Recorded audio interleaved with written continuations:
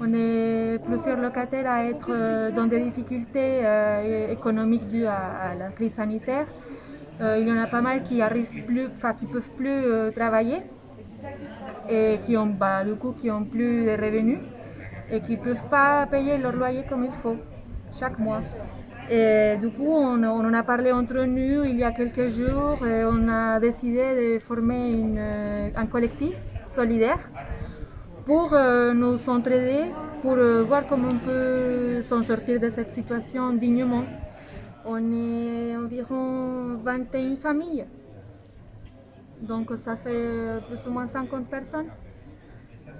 Et là, en ce moment, on est en train de faire des banderoles qu'on va accrocher dans le devant de l'immeuble pour que nos voisins aussi sachent qu'on est mobilisés, qu'on est solidaires et voilà qu'il y a du mouvement. J'ai payé un loyer de 867 euros, donc j'ai 30 mètres carrés à peu près.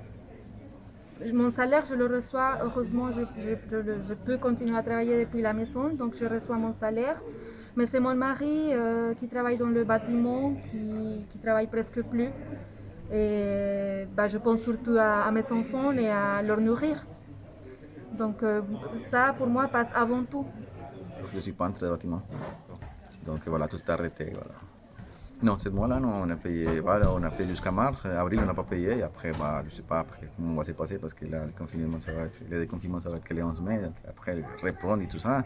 Après la suite, on ne sait pas ce qui va se passer. On verra. On a tous été amenés à discuter entre nous parce que, en plus du moyen du mois d'avril, nous avons reçu 140 euros de charges dont on n'a pas du tout l'habitude de payer, quoi. C'était totalement inéquitable les loyers. On s'est rendu compte que les gens vivaient dans des conditions vraiment... c'est pas possible et payer des loyers énormes. Donc voilà, on a décidé de se constituer en groupe et de vouloir parler à ce bailleur qu'on ne connaît pas, qui a changé depuis quelques mois et avec qui on n'a aucun contact. Et voilà quoi, on va soutenir les familles qui ne peuvent pas payer. Mon loyer est de 1034 euros pour 55 mètres carrés. C'est que j'ai habité en même temps qu'un autre locataire et qui paye moins cher que moi. Ce même appartement avec les mêmes dimensions. Donc ça, j'aimerais bien comprendre pourquoi. Actuellement, on me réclame de payer les réparations sur ma chaudière et on n'a pas d'explication, pas de facture avec. Ce sont des trucs qui nous ont été envoyés comme ça, en montant par mail.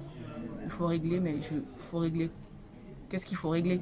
Donc, cette période a été propice aussi à certains échanges et c'est comme ça que nous on a appris que notre loyer, qui à l'heure actuelle est relativement conséquent, l'était beaucoup moins donc pour le locataire d'avant. Je sais plus, il y a un écart de 600 euros, quelque chose comme ça. Oui, je suis au sous-sol, enfin demi-sous-sol, à moitié souterrain en fait, ouais, depuis des années. J'ai 3 fenêtres qui s'ouvrent. Il y a le soleil qui rentre, mais très poussiéreux. Et tu payes combien ici de ton logement? 150 depuis le début, 21 mètres carrés.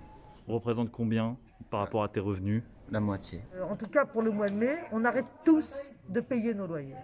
Et nous demandons une réunion, nous demandons de discuter avec celui qui gère cet immeuble, et nous voulons discuter avec humainement. Ils vont mettre les gens dehors, là, les uns après les autres. Qu'est-ce que ça veut dire? Ça n'a pas de sens. Des tas de gens, des millions de gens se retrouvent dans cette situation aujourd'hui, vu qu'on ne travaille pas. Tous les habitants de cet immeuble se sont solidarisés et lancent un mouvement de suspension des loyers. Demande avant toute chose, avant le 1er mai, une réunion avec le gestionnaire, à défaut de connaître le propriétaire, parce qu'ils ne savent pas à qui appartient cet immeuble. Et donc, dans l'idée d'une part que les loyers de ceux qui ne peuvent pas payer là, aujourd'hui et dans les temps futurs, sachant qu'il y a une crise grave qui va arriver, eh bien, que leur loyer soit purement et simplement effacé, que pour les autres qui mettent souvent plus de la moitié de leurs revenus, de leur salaire, de leurs revenus dans le loyer, eh bien, les loyers soient baissés au moins pendant le temps de la crise sanitaire et de la crise sociale qui va suivre, soient baissés de 50%. Voilà, c'est ça la revendication principale. Et puis après, il y a un tas d'autres griefs qui sont très justes aussi. Les arnaques habituelles des bailleurs qui augmentent les loyers au changement du locataire alors qu'ils n'ont pas le droit, qui louent des logements qui ne sont pas conformes aux règles d'hygiène, qui n'entretiennent pas convenablement la ventilation, la chaudière, en gros qui ne satisfont pas, qui ne respectent pas leurs obligations de bailleur. Donc tout ça entretient évidemment aussi on va dire la colère des locataires, hein, une certaine sentiment d'être exploité aussi, et c'est ce qui explique pourquoi ils se serrent les coudes, parce qu'ils n'acceptent pas que l'un d'entre eux soit un jour expulsé sous leurs yeux. Non, personne ne doit être expulsé, et donc chacun doit pouvoir être défendu et vivre dignement dans un logement décent.